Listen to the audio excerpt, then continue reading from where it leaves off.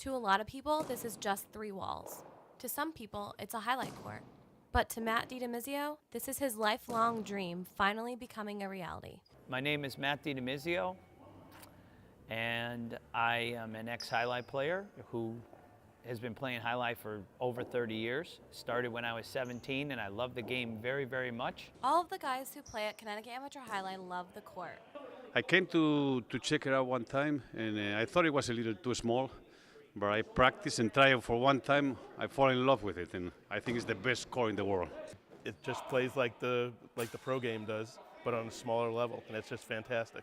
Matt was always thinking about building a highlight court. When his kids were older, he decided to finally take the plunge. I always had a desire to build my own highlight court, to have a highlight court like someone would have a swimming pool.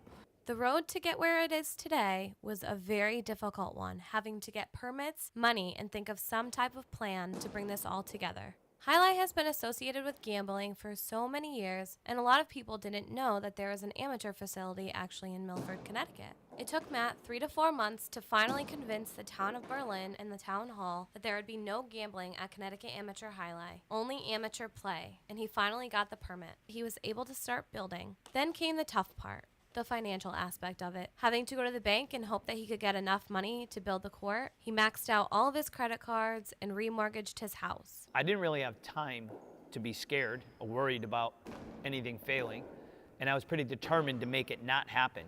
But there were times when that would creep into your head and maybe wonder why you're doing it, but it was rare. But there were times of being anxious and fearful, like when they dropped all 1,500 blocks here in one shipment. And I'm sitting here looking at them going, what am I going to do with all of these things? And that was only the first section. They had to bring 4 more loads like that here, and I was definitely out of my mind at that point.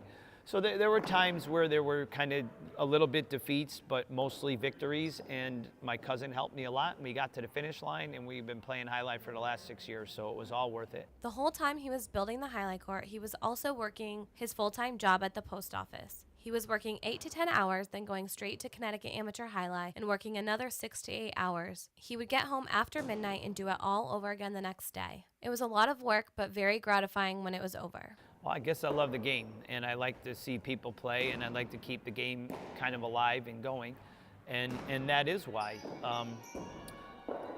You basically have to have, obviously, a passion for the game, or I wouldn't be here. I mean, you know, I don't make money. It is a crazy thing. Nobody's going to go in the business so that they can just work 8 or 10 hours a day and not get any money.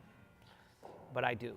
You know, it's technically a business, and it'd be nice to go in the business and make money, but I knew that the chance of that was probably slim. I knew the chance of me completely failing, and I knew the chance that it would never take off was a possibility, but I was pretty determined to make it successful in some way.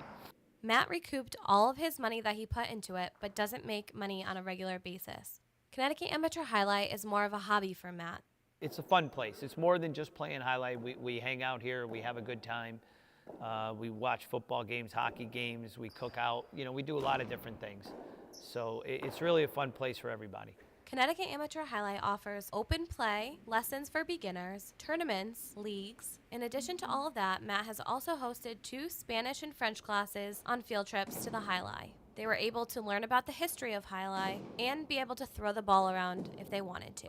Matt designed the court around a specific ball, and it works perfectly. And it's the best simulation, in my opinion, of a professional court at an amateur level.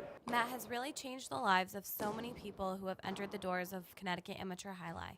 I thought I would never get to play this again after the place in Milford closed in 2002. It's kind of a dream come true, and I'll always be grateful for Matt for opening Connecticut Amateur Highlight. It's one of the best things ever happened to me. After I retired, to be able to have a place like Connecticut Amateur Highlight in Connecticut is the best thing that could have happened to me.